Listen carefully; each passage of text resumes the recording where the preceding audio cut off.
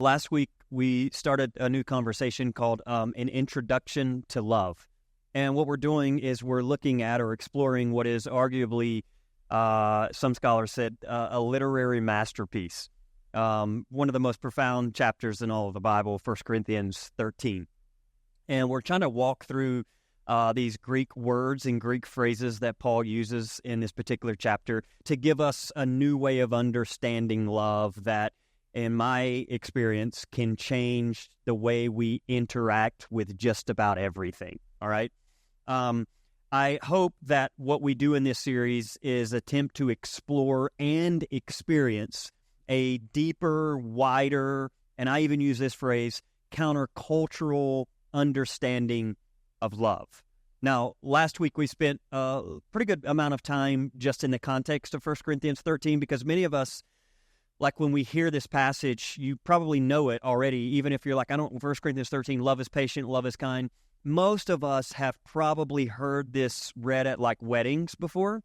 And what we discovered last week is that as amazing as that is, and we'll get into a little bit of like romantic love today, we'll talk about that just briefly. But most of us don't know that the actual context behind 1 Corinthians 13 is that Paul is writing to a fractured and disillusioned community. And they are arguing, splitting, and disagreeing on just about everything, all right? This spiritual collective that Paul is writing to was started roughly somewhere around 55 Common Era. Paul began this collective around 51 Common Era, but he wrote this letter to them around 55. So roughly 4 to 5 years into this new start in the city of Corinth, this spiritual gathering that was taking place, they were just disagreeing on just about everything. And so Paul comes in, and what's happening in chapter 13 is it's the middle of kind of this extended argument that you could probably start around chapter 12, where Paul he gives us a metaphor about the body. And you could go all the way to chapter 14. So right on the hub of it, Paul is essentially saying, in all the ways that you divide yourself, in all the ways that you disagree, in all the theology that you're fighting over, there's something that I need to say to you. And this is where we get 1 Corinthians 13. Now, they're arguing about all kinds of things, which we spent some time last week talking about, and we'll get into some of that as the series goes on. But what I want to do is I want to just walk through this particular chapter, and I want to give you some of these Greek phrases that Paul is using to describe love, okay? And I want to try to get at what Paul, I think, is talking about when he talks about love. Now, I am also speaking from experiences that I have had with love, okay? That's a little uncommon for me, especially growing up evangelical. You didn't pay attention to or mind your own personal experiences. They didn't matter, all right? What mattered was, like, biblically, theologically, it was all very much so in the head. But what happened to me is I started having some experiences that weren't just in my head, but you could say that maybe they were in my heart, they were in my body, and I've had some encounters with the only word that I could give it is it's love. But it's interesting because it wasn't just like love, like maybe the way you think about love or the way I think about love often. It was like a deeper experience of love. And what I want to do over the course of the next month is, because this is the only writing I've ever read that I think even comes close to the experience that I had when I talk about love. Now, so let's just get in. This is 1 Corinthians 13. We're going to just start walking through this, all right? And we'll get as far as we can. The beauty about this series is I can just stop it when we need to stop it, and we can start it when we need to start it, all right? Because I've already, dissected the entire chapter, so I know, where this thing is heading. And so we'll just stop whenever I feel like, you know what, it's been a heavy load for a Sunday, all right? So we'll stop here. But let's get into this again. 1 Corinthians 13, verse 1. If I speak in the tongues of humans and of angels, but do not have love, I am a noisy gong or a clanging cymbal. Now let's just pause there. Just a reminder, there's a church that's going through massive disorientation, disillusionment, splits, fighting, arguments about everything from theology to sexual immorality, oh my gosh, to class. There were some that were more wealthy than others. To the communion, the table, who's invited, who's not. To women, should they be in leadership roles? Should they not be in leadership roles? Are women allowed to speak in the church, and are they not allowed to speak? And then to what they wear. What do you wear to church? I remember growing up evangelical, that was always a big deal. Anybody else experience that? Where what you wore to church actually mattered? You couldn't just wear anything. I remember growing up and they're like, you will not wear shorts in the house of the Lord. I'm like, yeah, but it's Florida and it's 110 in July. And God will be disappointed in your unholiness. How dare you show legs? Which is really interesting, too, because you know that a lot of that comes from that purity culture mindset, right? But isn't it interesting when you look back now and I think, I think many of, like, my parents' generations and even the generation before that, this is what was handed down to them. But I also realize now, too, part of the reason it was handed down to them is because they also were handed down a theology that backed that up. And a part of that theology was, how dare you show your legs, because they saw that as being unholy. And what has transpired for us over the years is we're waking up and we're beginning to realize, oh my God, our bodies are not unholy. And then you start reading the history and realizing why that ever even started, why the notion of your bodies being unholy ever was even there, because it's actually a great way to create codependency for an institution and an empire that greatly needs it. But over time, what becomes the radical message is you begin to realize, actually, I'll show my leg if I want, and it's actually deeply sacred. Do you know what I mean?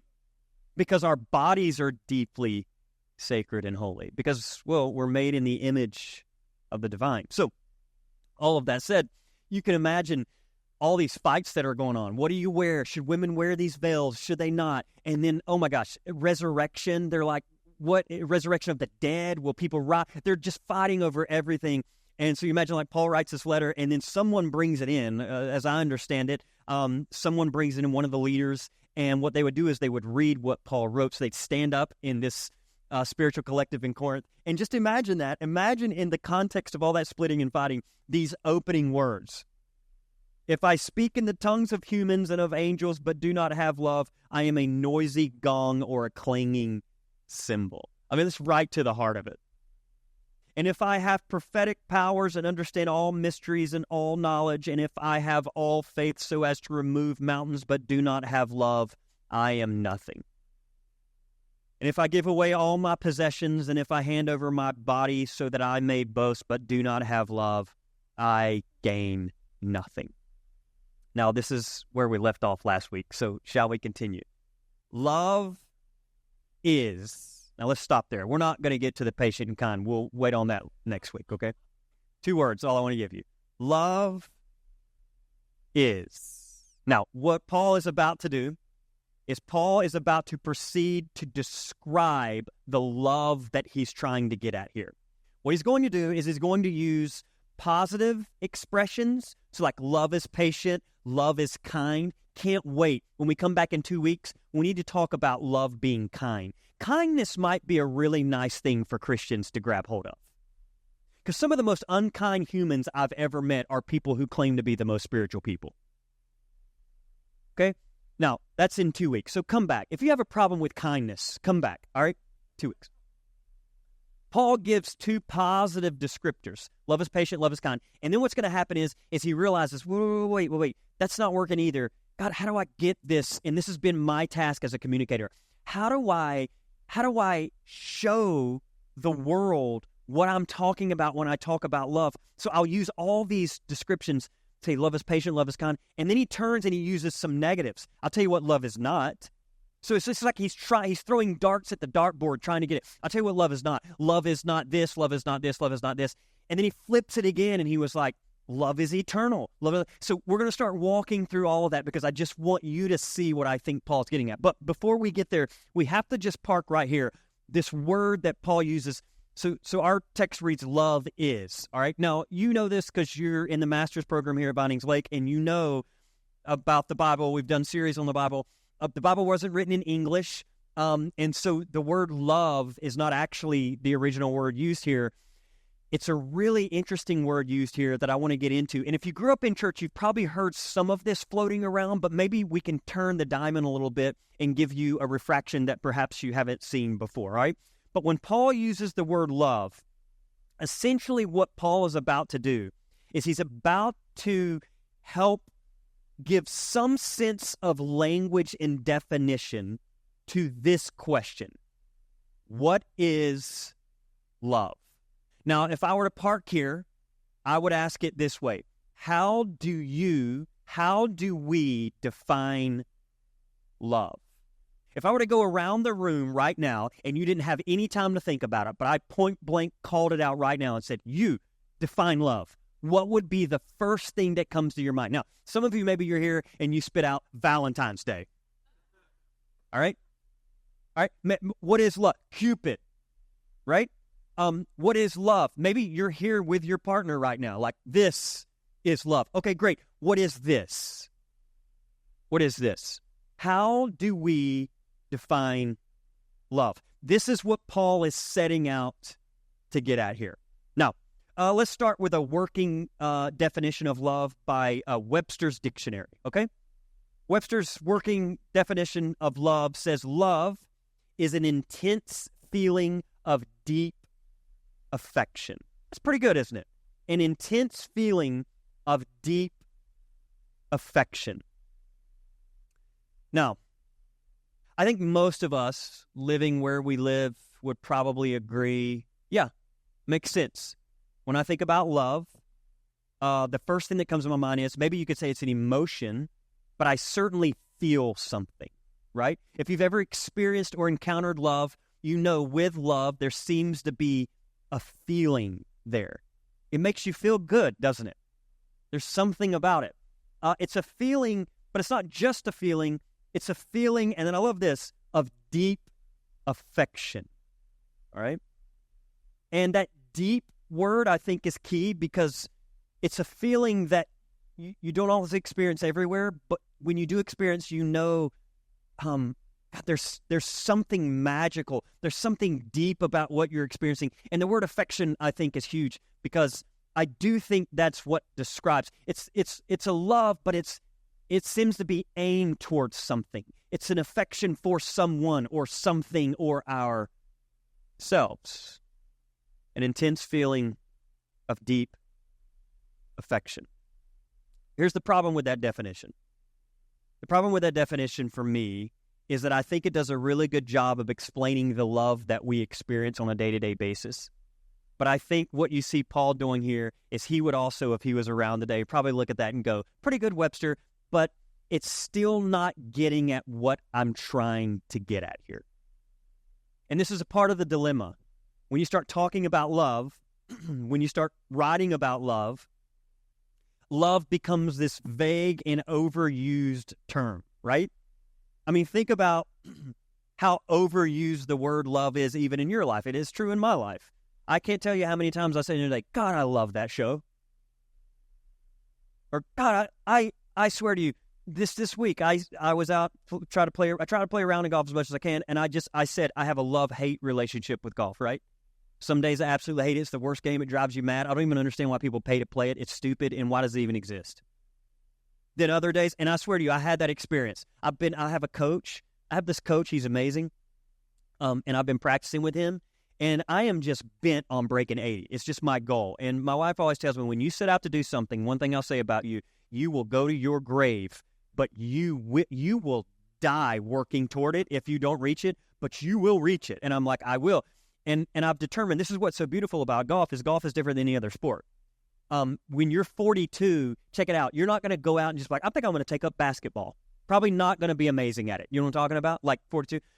Baseball. And then, by the way, where are you going to play it? It's not like every day, like, come on out and play baseball today. You know what I mean? Like, just not like games are just happening everywhere where you could just go out. Golf is completely different. Golf is a type of sport where if you're 65, you can come out and play it. Like, it's pretty amazing. And so I'm determined, I have the score in my mind, I'm going to break 80. And the closest I've ever gotten is like 86, 85. So I'm like, I'm breaking 80. So the way to do that is I'm becoming a student. And I went in there, and I'm telling you, I have been practicing, got one of those big nets in my garage. Katie can't even park anymore in the garage. I'm like, leave the car out. This is serious business. You know what I'm talking about? got a big net. And she's like, why don't you move it outside? I was like, because I don't want people watching me and seeing how much time I give to this. So I leave in the garage, shut all the doors, and then crank up like Kendrick Lamar. You know talking about and I just, because you got to get in the right mindset, and he gets me there. And I just as long as I have written probably this sermon in the garage, swinging a club, processing what it is I want to say to you people. But it's all intricate, and there's so many details. You don't just get up and just swing it, but you have to have your legs right, and then you can't lean back. My coach is like, you got to lean forward, and then it's like you got to arch your back a little bit, and then turn the club this way, and then you got to have a hinge. We've been working on the hinge the last 3 weeks. A hinge.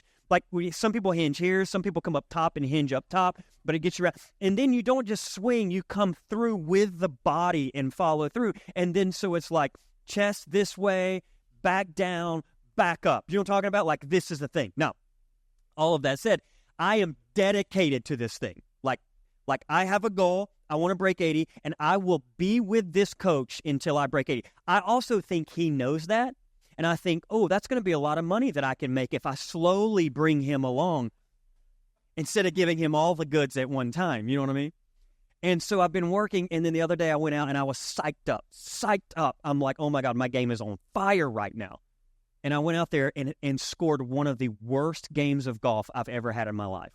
And that's golf. And I walked off and I'm like, I hate this game. And then the next morning I woke up and Katie's like, what are you doing? I'm like, I'm going to go hit some balls. She's like, you just said yesterday you needed a break, that you despise this game. I said, Katie, I love this game. I use these words all the time. I love food. I say it all the time. I love food. I do. One of the great gifts we've been given, isn't it? Isn't it amazing that we gather around a table and we eat food?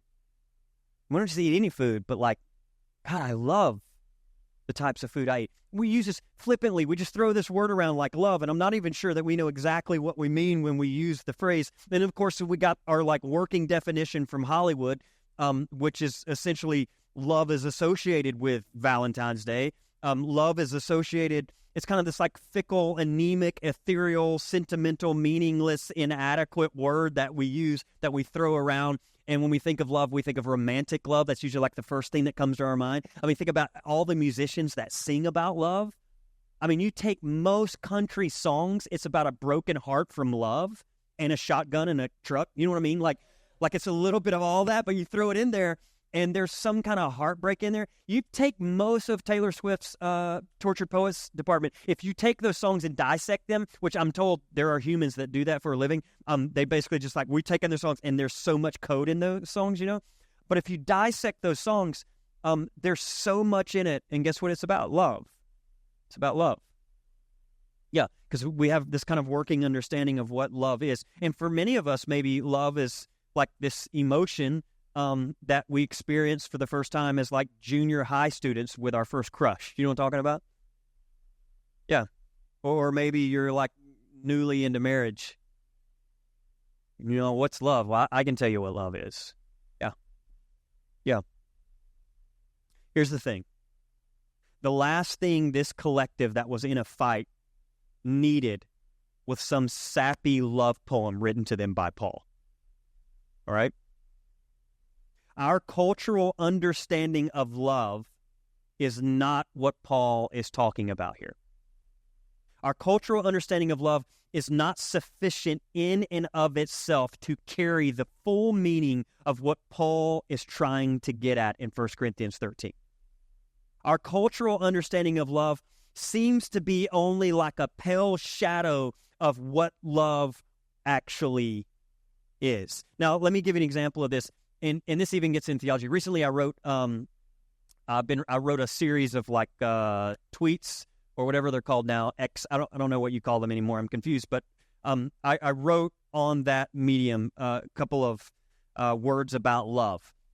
And the thing about the internet that's so amazing to me, and this is why I don't use it a lot, is because there's no context around what you write. Do you know what I'm saying? So no one knows what we're talking about in here. And if you just fire off a statement like something love, they weren't here this morning, so they don't know. And they're coming with all of their preconceived notions and worldviews and the way they see things. And check it out, you get really bold when you're behind a keypad and you don't have to look people in the eye. Do you know what I mean? There's a boldness to living in your mom's basement with a computer. And so And I don't have like the energy, or at least I would say like this: I choose not to give my energy to that because I just don't think it's a wise way to steward the little energy that I do have. And so I wrote something recently about love, and someone fired back, and I thought it was really interesting because it reminded me so much of my past. So the moment I read it, I had like chills go down my spine, going, "Ooh, that sounds very evangelical to me." Like, and then it occurred to me, oh my gosh, I used to believe, I know exactly what this individual was writing because I used to believe just like it. There was a time, if you had caught me, where if you had said my 42-year-old self was going to get up and do a whole series on 1 Corinthians 13 about love, I would have been, truly, he's a liberal. Because there was a time in my fundamentalist world where you didn't really talk about love that much because love was just so, it was just what the liberals did, right? And for us growing up, conservative liberals were people that were really evil. Do you know what I'm talking about? Is it interesting how we demonize the other side all the time? And so this is how it was. And of course, all they would do is talk about love. And part of the reason was because we would say things like this. You talk about love because you don't want to talk about the truth. So you want to make people feel good, right? You've even heard people talk about like giving people what they want to hear, like love. And I remember sermons where the pastors would get up and they would talk about, they would literally talk, they would make fun of pastors who would get up and they would have a stool. I remember this in the church because they had pulpits in the church I grew up in, and you wore a suit and you preached from a King James Bible, all right? But they would mock like, oh, some of these liberal pastors would get up with their stool and their skinny jeans. I remember them saying this, and they said they'd get up and they'd just tell people how loved they are and they'd pet their poodles. This is what they would say. And I came so close to bringing a poodle. If I had had access to a poodle, I probably would have brought one. Because here's what the fundamentalists are now learning, but they didn't know at the time, is you live long enough and all you want to do is talk about love and pet a poodle. Do you know what I'm talking about? Because life is so incredibly challenging and difficult. And now at 42, I'm like, I totally understand why they do that, right? No. All of that said, this person responded, and it occurred to me, oh my God, I used to believe just like this. So let me read to you what this individual wrote. It was like a tweet back, right? It was a clap back is what it was. I said something about love is da-da-da-da-da-da, it's amazing, whatever. And then this individual said, at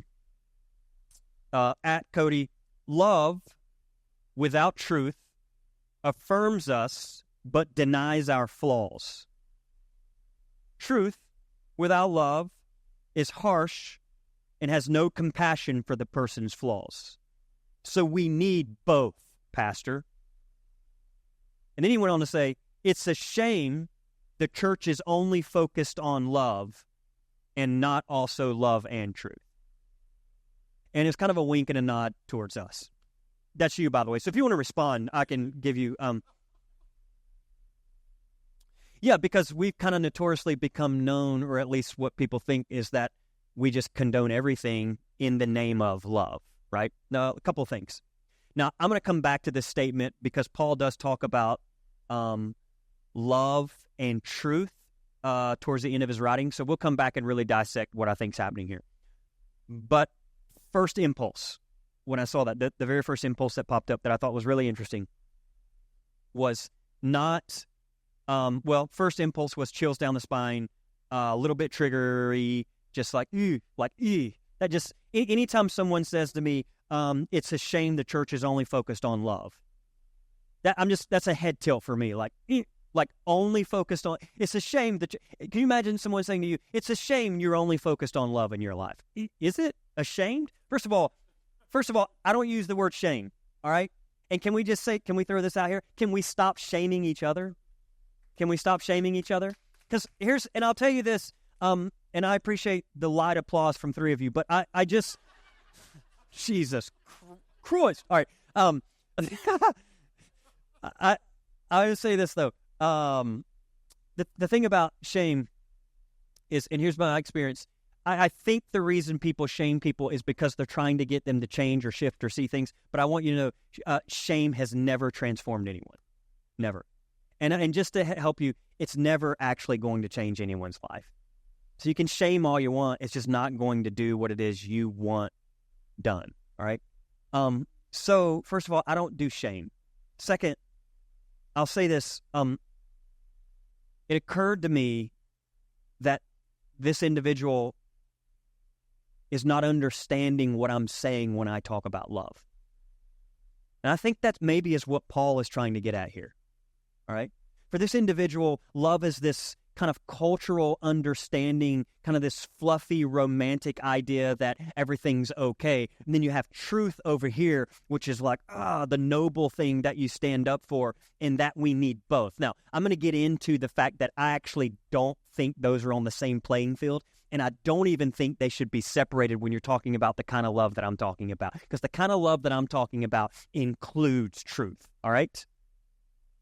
Now, all of that said, it occurred to me as I'm reading this, oh my goodness, this is a lower level or cultural understanding of love that he's coming from. And I think that's exactly what Paul is writing about here. He's trying to get at something here. He's saying, I don't know how to explain this to you, but when I talk about love, I'm not defining it the way that you define it. And so Paul is struggling. Paul is trying to find the right language. How do I give the right language to this? Now, here's what begins to happen. It's like Paul is telling us this. The problem is not with love. The problem is how we've come to understand love. Okay? And this is Paul's thesis. The problem is not with love. The problem is how you and I have come to understand love. And so what does he do? Paul goes in, first century, roughly 55 Common Era, and he uses the words that are given around him. Now, I want to give you these words, okay? The ancient Greeks had multiple words for what we try to cover with our single word love, okay? The Greeks, which is the world in which Paul is in this moment, okay? The Greeks knew something about love. Now, you know this. If you've ever read any history, you know the Greeks are masters of love. They write about love. I mean, think about, well, let me give you an example. Plato, long before Paul wrote 1 Corinthians 13, Plato had his own writing where he wrote what is called the Symposium. So this was written somewhere around 385 to 37 before Common Era, okay? And Plato... let me just actually read some of this to you because Plato writes like Paul writes. In fact, there's some scholarship that says Paul is inspired in 1 Corinthians 13 by Plato's writing in the Symposium, okay? So Plato writes this. Here's kind of the way he words it. Love is a kind giver of friendship, giving no enmity. Love is gracious. Love is superb. Love is a marvel to the wise. Love is the father of luxury. Love is tenderness. Love is elegance. Love is grace and longing and yearning. Love is careful of the good, and love is careless of the bad. So imagine Plato writing this in the Symposium long before Paul writes, but you can imagine Paul being inspired by this, but here's the difference, okay? Here's the difference. Plato is writing about a particular kind of love. Paul is trying to get at some deeper understanding of love. So in the ancient Greek world, they have several working words for love. I want to give you a couple of them. And if you grew up in church, you probably have heard some of this, but hang on, because I think we'll spin it just a little bit here. That will be good, all right? First of all, let me give you 3 words that are used in the ancient Greek world that Paul would have known something about. Obviously, Plato, Homer, I think, even lists one of the words in some of his writings. But let's talk about the first one. Eros, all right? Now, Eros originally was the name of a Greek god. It was the Greek god of carnal love, all right? Eros. But Eros was a particular type of love. Eros in the Greek world had to do with, check it out, romantic love, all right? Now, think about the word for a minute. Eros, it's where we get the word what? Erotic, right? So Eros, erotic, romantic love. Now, I'm not Katie had to leave, so I told her I wasn't going to say much about romantic love. But I want to say one thing about romantic love, okay? First of all, if you're in here and you've ever had any encounters with romantic love, you know what that experience is like, all right? Now, here's what's interesting about romantic love. when I look at it, and I've had multiple conversations with people about sexuality, and maybe at some point we'll do a series on sexuality. That might be good for us. I don't think we've ever stepped into that conversation. I'll let you all lead that. It'll be fantastic, all right? But when you talk about sexuality, now I grew up in a world where, it was very much so heavy purity culture driven. And, I look back on it now and I think, well, first of all, psychologically speaking, it isn't very wise to tell people things are off limits because, in psychology, that only spurs the desire to do it, right? So just a heads up, parents, if you ban anything, it electrifies that thing for your child, okay? So that it's good just to keep that in mind. So if you say, don't do that, immediately what's happening in, like, the human psyche is, well, why? What's back there? I'm curious now. What is it? It's arguably why Cuban cigars have been such a hit. I've had them. They're not actually very good. Do you know why people like them? Because they're banned, all right? Yeah, if you want something to explode, ban it, all right? I've often thought we should ban Sunday gatherings at Vinings Lake. And I was like, nah, the conservatives already banned it for us, all right? Now, here's the thing. It electrifies the thing, all right? So I'm just saying be cautious. So like for us growing up in the church, they would always say, no sex, no sex, no sex, no sex, no sex, no sex. Well, you just immediately, first of all, you just know, no one ever taught me how to explore my own sexuality. No one ever did. No one ever even told me, not one time growing up, ever thought about sex or sexuality in a positive way. The always associated with sex and sexuality was guilt and shame. And a part of it was the Sunday school class that I grew up in. A part of it was the youth group that I grew up in. And for many of us, it was stay away, stay away, stay away, and this is a bad thing, and it's guilty, and it's shame. And no one ever taught me, actually, this is deeply, deeply spiritual and sacred. And I often wonder how we could have changed, like the sexual revolution in our country if we had just shifted the conversation and said, actually, it's not guilt or shame. Actually, it's deeply sacred. And if you knew how deeply holy and sacred it is, you probably wouldn't just give yourself to anyone. Right? This is a part of the dilemma. And so I've often thought about it. And as a kid, the moment they told me it was off limits, I just remember going, I must explore. And now, having been married for 21 years, next week, actually, 21 years, I've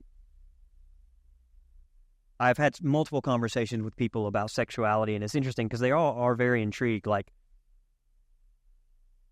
what do you think some of these writers are getting at when they write about sexuality? And here's what I have concluded.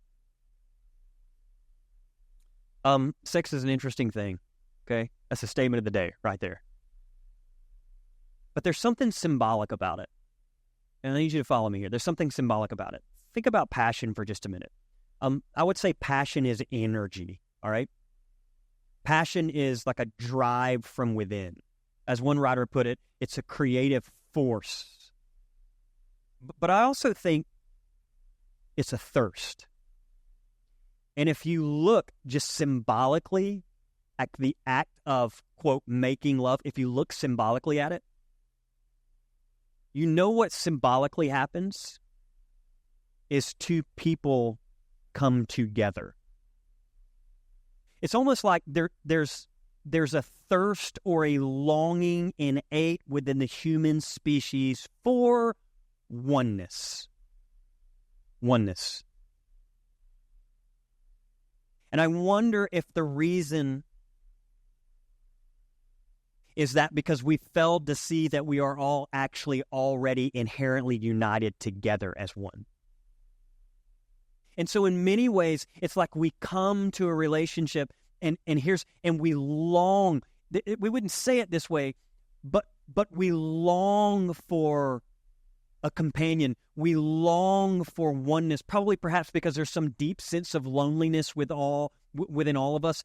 And so we just want to become one with someone. It's like a drive or a force to becoming one. But here's what's so tragic is too often it doesn't result in oneness, but in disunion, dissatisfaction, and entertainment only.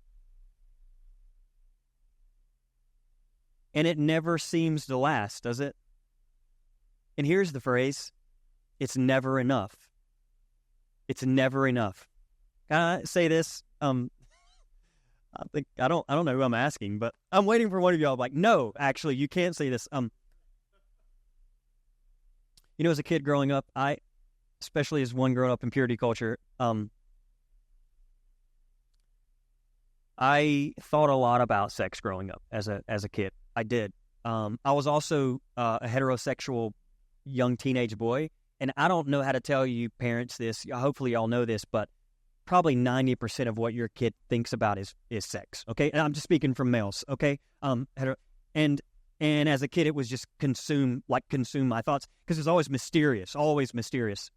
And then I got married, and I tasted and saw. Do you know what I'm talking about?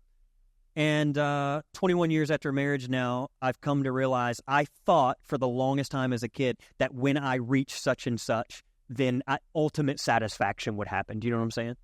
And here's what I've learned. There is a craving within all of us, and this is arguably why people go out and have affairs in marriage, et cetera, is because they're still not finding what it is they're looking for. There's an innate drive for oneness that doesn't seem to be satisfied in the coming together of two people. But here's what I will tell you. In the Greek world, this is by and large all they talked about when they used the word love. Eros, erotic, romantic love. Go back and read much of your history, and what you'll find is when people referred to love over and over again, it was about romantic love. And hear me, I'm not knocking romantic love. I think it's absolutely life-changing, transformative, and beautiful. And my God, I hope in your lifetime you have the experience. It's fantastic, all right? Romantic love is beyond my own comprehension. I don't understand it. All I can tell you is, God, it is an experience, it is an emotion, it is an affection that can change you for the better. Yes, all right? But Paul knows this is one of the words that are used here. Eros. But I want to go to the second one. There's another word that's used in the Greek word for love, phileo, which is used to describe love between friends, okay? So you've probably heard this phrase, you've probably heard Philadelphia, the city of what? Brotherly love. So Philadelphia, phileo, that's where the Greek phrase that used, okay? So you have like romantic love, which the Greek word would have known all about. Then you have like phileo, which is like love between friends, okay? But then you have this third one, and this is interesting too. It's called storge, all right? Now, storge refers to a kind of love or affection between parents and children. So it's like a familial love, all right? It's like a family love. It refers to this affection of a guardian or a parent or someone in your life and a child coming together. Now, most of you have probably had some taste of storge in your life, all right? You have a guardian, someone who raised you, a mom, a dad, someone who displayed love. And can we pause here and just say something? How amazing was that experience? First of all, hats off to all of you who've experienced romantic love. Hats off to all of you who've experienced brotherly love. Oh my God, I can't tell you how many people, I consider this more brotherly love. Like you'll even hear it sometimes in church. Hey brother, what's up? Like, what is that? Yes, it's like Philadelphia stuff. You know what I'm talking about? Yeah, city of brotherly love going on right here. Yeah, that's us. All right. But then there's storge, and all of these are very unique in their own sense. So if you've experienced one, you've probably experienced another, and you know there's something common about them, but then there's also something very unique about each of them. Because I want to just say something. My mom and I have a bond that my wife and I do not have. My wife and I have a bond that my mother and I do not have. I experience love with Katie different than how I experience love with my mother. Now, it's really interesting because there is some commonality between them, but they're also there's different levels between them. I mean, when I think about like parental love, oh my goodness. First of all, I need to tell you this. So I want to share this. This is like deeply personal, but it's probably a good time to just lay it out here. My dad and I, we've had, I think the phrase would be, we've had a complex relationship in our life. And that's probably nothing new. Most of you could probably chuckle going, oh, father wounds. Yep, know something about them, all right? My dad and I have had a very complex relationship, and it's been quite the journey for both of us to get to where we are today. And I want to be a little bit transparent with you. I'm beyond giddy about where my dad and I are in our lives right now. Part of it is because I never saw it coming, to be real with you. The other part is it also brings me great hope that if he and I can learn to reconcile and come together, I just, like, as a communicator, I can look into, I don't know what your relationships are with your family, whatever, but I will say if he and I can come together, there's got to be some hope that maybe that can be true for you. I don't know. But my dad and I have had a pretty complex relationship, and most of you know that he was diagnosed with cancer and sebaceous carcinoma, so it's like cancer of the eye or whatever.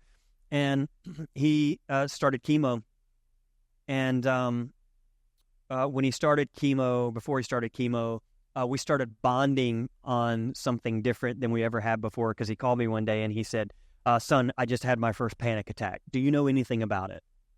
And yeah, that was my initial response. I started chuckling, and I was like, I do, Dad. I do know something about it. And first of all, I always thought I got it from you. And then I realized, wait a minute, my mom's been very quiet. You know what I mean? And my mom was the first one who was like, well, you didn't get it from me. I'm like, I got it from her. You know what I'm talking about? And then maybe I didn't get it from any of them. Maybe it's just natural within me. I don't know. Maybe the divine, just on accident rubbed his shoulder and a little extra adrenaline just came into my body. I don't know. But my dad called and he said, I'm having anxiety. So we've just bonded. Well, he walked through chemo, and at one of his lowest points in chemo, he had an experience. And I'll let him share the story one day to you down the road. But he had an experience, and here's the thing about suffering or pain. And for him, it was, I think he said he thought he was dying. He thought he was dying. I've only been in those moments twice in my life, maybe one real time. And I will say it's very humbling. I also think it's going to be true about all of us. I don't know how to tell you this. I'm just giving you the best that I've got because I haven't been there. But if you've experienced any amount of pain or suffering, like debilitating suffering before, where have you ever been in a moment, this truth, where you thought this was it? Like you thought this was it. If you've never been in that moment, I can only tell you in those very few moments, I do believe you're at the highest stage of consciousness you're ever at in your life. Pain has a way of stripping the ego completely from you. And when the ego leaves, all right, you can see as clear as you've ever seen. And I've been in those moments. One of my lowest moments where I actually thought, because I couldn't eat, I was like shriveling up. I didn't have energy to even walk to the restroom and back, and I thought, this is it. I think I'm actually dying. And of course, Katie would be like, you're just dramatic, which I was dramatic, by the way. Which, by the way, that's Eros, romantic love. Romantic love is when you think you're dying and you're walking to the bathroom like this, like, Katie, call an ambulance. And she's like, you're being dramatic. Just go to the bathroom and come back. You know what I mean? Like, that's Eros, all right?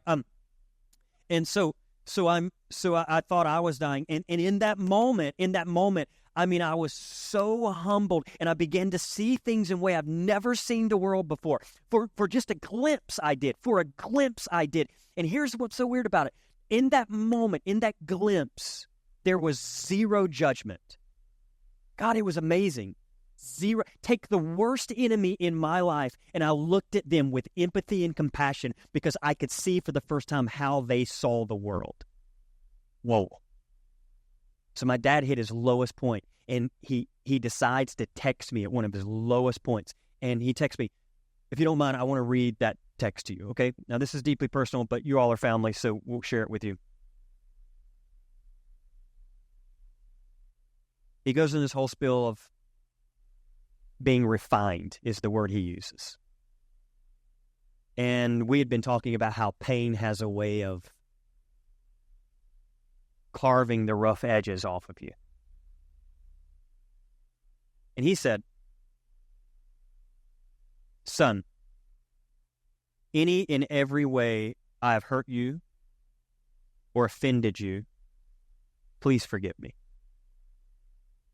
Well, first of all, I think I was out playing golf, and I just flip open the phone and I was like, oh, I got a text from Dad. That's not just a line you read. You're like, have a good day. You know what I mean? Like, that's like a whoa, right? So I just stop everything. I'm like, whoa. Any and every way that I've hurt you or offended you, please forgive me. He said, I love you more than you will ever know. All I want is the best for you always. Love you, son.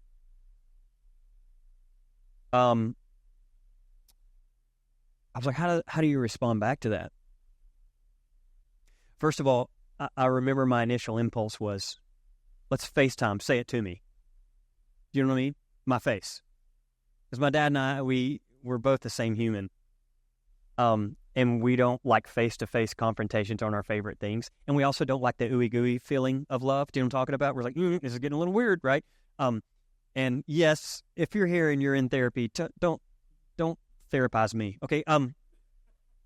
Not today, all right? Yes, we know we have problems. Yeah, we're fully aware, all right? And yes, I know that's not a word I just created. It's fine, all right? But my initial impulse was, say it to me. And then a buddy of mine helped me recently afterwards. He said, what are you talking about?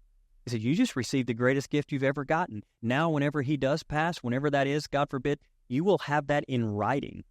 It's with you for the rest of your life. I never saw it that way. And now I'm like, what a gift. So next time someone sends you something, don't be like, say it to me. No. You just received the greatest gift you could ever receive. Now it's pinned. You can tweet that thing if you want. It's in there. All right? So here's the thing. I wrote back, and I could say this from honesty, and this is so beautiful. Dad, I've had the privilege, and I use that word intentionally, the privilege of growing up, not one time having to wonder if my parents loved me. What a gift, because not everybody gets that. What a gift that I grew up and not one time in my life have I ever wondered, do my parents really love me? Do they really love me? And so I told him that. So I'm like, Dad, I've never questioned it. Thank you. You've loved us so well. So I had not seen him. So he texted, he said, he finished his chemo, his last round. And then he's like, hey, I got my energies back. It's been like a couple days. He said, I'm going to come down. He said, let's play golf. I'm like, right on. You got the energy? He's like, I got it. I was like, come on. All right. Now, here's the thing you need to know about my dad and I. We've been playing golf now for about a year and a half. He's come down to try to play me, and every time I beat him so bad. I mean, so bad every time. And we're very competitive. And so he's like, I'm coming down. Straight out of chemo, people. Straight out of chemo. He rolls into the course. I call a friend of mine. His name is Taylor. You might know him. And so I'm like, Taylor, come. My dad's coming in town. Come on. And then I call another buddy of mine, Ben. He's like, okay. So Ben and Taylor, they're in a cart. And then my dad and I are in a cart. And we're all teeing off. But then my dad, he's like mid-60s, so he plays from the senior tees. Do you know what I'm talking about? And so my dad has to pull up and straight out of chemo, and he drives. And when he drives, it was the most amazing drive I've ever seen. I still can't get over it, but I laugh because Taylor out loud said this, and it broke all the ice. He was like, my dad drove such a beautiful drive, and then Taylor just out loud was like, playing the cancer card today, are we? Cancer. Because he kept talking about like chemo and cancer, like straight out of chemo, and he just nails his drive like, we're not playing that today, all right? Not the cancer card. Breaks us. So we start playing. Now, here's what was so amazing about it. We're just neck to neck on every other hole, just playing. Now, I mentioned all this to you to say this, okay? Here's what you need to know. My dad and I we're experiencing something in our relationship that it's like we're reconciling the relationship one hole at a time. That's the way I see it, one hole at a time. This thing takes time. And so So we start playing. Well, come to find out toward the end of the round, this is the first time in our relationship, first time ever playing golf, where he's actually had me. He had me. And I was like, it's okay, it's fine. And he gets to a hole where it's like the second to the last one. This is the make or break. And he hits the most amazing shot. It lands, and I'm like, no way he makes this putt. He sinks a birdie. I mean, the crowd goes wild. And by crowd, I mean the two other guys with it. They were just wild, all right? And they know it's father-son heated match. We go into the second to last hole. I just destroyed that one. And then we go into the last one. And sure enough, for the first time, my dad beat me in golf by 2 strokes coming straight out of chemotherapy, all right? Now, we call that humility, all right? It's one thing to be beat by your dad. It's another thing to be beat when he comes straight out of chemo, right? Now, all of that said, we had the best time. We all hugged. I was, my dad had the most amazing time. He gets in the car. He's driving away. He stops to get some food. And as he's stopping to get food, he sends this text, and I love this. He said, Cody, he said, God, I enjoyed beating you. He did. And then he said this. I love this. He said, I want you to know this has just been one of the greatest days of my life. And I remember my initial impulse was hand over heart going, yes, yes, yes, yes. You know what that is? Love. Love. I don't have a lot of working definitions, but I can tell you that's love. And you know what that is? That's storge. Storge type of love. Yes. It's like Paul is trying to get at something here. These words that are used for love, eros, phileo, storge, they're all wonderful. They're all great. But here's what you need to understand. They're like a signpost. Paul didn't feel these understandings of love were adequate. He wanted a deeper level of meaning so that they could get at what Paul is talking about when he talks about love. And so what do? They selected a new word or an older word that just hadn't been used a lot. So instead of using the word eros, instead of using the word phileo, instead of using the word storge, Paul decides to choose a term that was used in some, not a lot, ancient Greek writings. Some argue that the first time it's used is with Homer. Others argue that it dates back to Plato, so the 5th century BCE. Either way, the term's not used that much. And so instead of using the word storge, phileo, or eros in 1 Corinthians 13, Paul chooses to use a word that has rarely been used because it was largely unaffected by prior meanings. And what word does he use? Agape. Now, agape is, some have defined it, is an unconditional love. I would argue it is the highest form of love. It's used over 100 times in the New Testament. Martin Luther King Jr. said, agape is an overflowing love which seeks nothing in return. As one writer said, I love this, in describing agape, she wrote this, Miss Hutchins wrote this, agape is beyond description. It's impossible to fully define. And yet we would all recognize agape when we experience agape. Agape is a dream embodied and enacted. Agape is the love which is the mystery we call God. Agape is the love which we call God embodied and enacted in the world. Agape encompasses eros and phileo and storge and all the emotions which go along with the love, and is then the sum of these parts. Agape is beyond the beyond. I love that. For agape is the mystery at the very heart of all that is. The mystery, divinity, is love. I would say it like this. Agape is the love behind love. Agape is the source that all love flows from. Agape is the source that all other love emanates from. Like light emanating from the sun, so all of our experiences with love emanate from agape. Agape is the kind of love which we only catch glimmers of in this lifetime. This love is unconditional. It's always present. and it comes without any stipulations. Just as a ray of sunshine comes from the sun, so you and I experience love like a ray of sun that originates with agape. And so, I think maybe what Paul is trying to get at here is he says, before we get into trying to describe this love, I'm not going to use eros, although that's great. I'm not going to use brotherly love, although that's amazing too. I'm also not going to use family love, although, my God, how amazing is it to be loved. All of those things are amazing. What I am trying to show you is this. Those experiences of love that you have had in relationships with others emanate from a deeper love that he calls agape. And this deeper love, think of it like this. This deeper love is the perfection of the love that you have experienced. As Richard Rohr says, I love this, he says, we must realize that human love, or eros, and divine love, agape, are on a continuum. Human love prepares us for and leads us to divine love. So I would say it like this.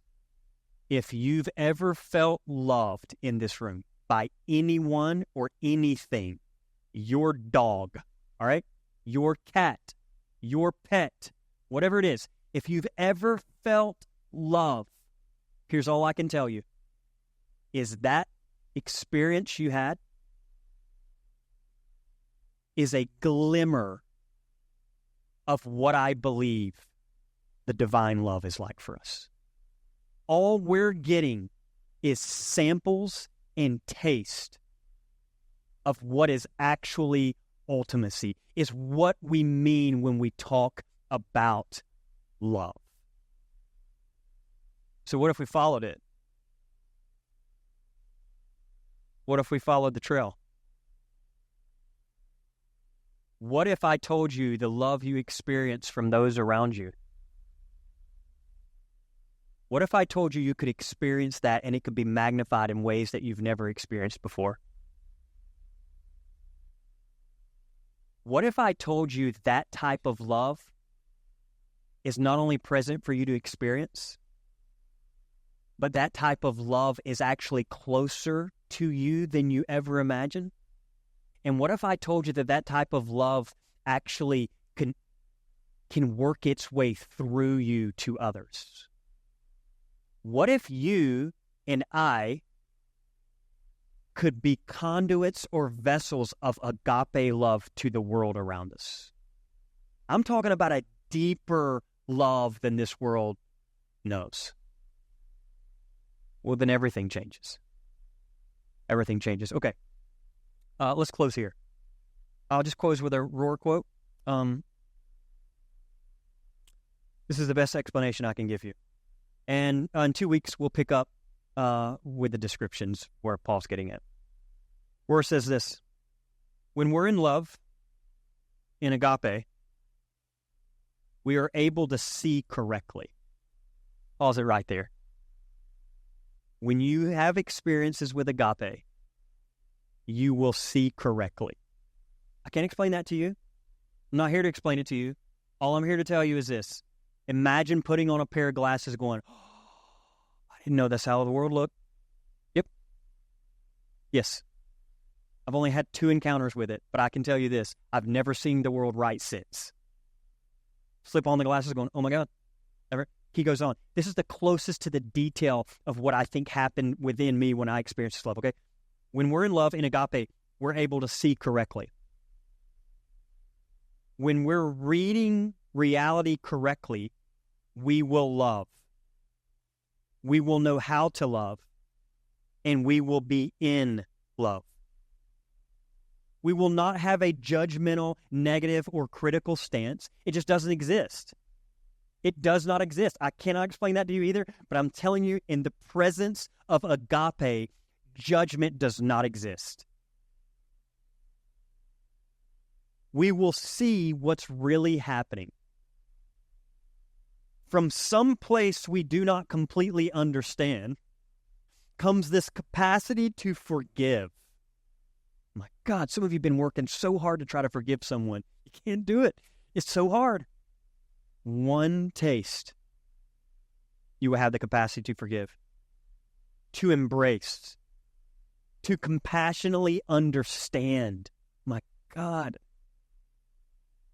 This is it, people. I can't give you anything else other than just say, before we move into an election as a country, baptize ourselves in agape so we can compassionately understand each other, to let go and to hand over my small self to the big self that we call God, or as some called, the higher power. It's my invitation for you. Yeah. I know you've experienced all those loves and they're all amazing. Keep experiencing them and keep giving them. But I want you to know they all emanate from a deeper love called agape. And it's my heart, it's my passion, it's my prayer for you as you go out. We're not going to be together for 2 weeks. My hope, my prayer, my benediction for you today is that you somehow have an encounter with Eros, somehow an encounter with brotherly love, somehow have an encounter with mother and father love, and that when you experience it, all of a sudden it becomes a finger pointing toward agape.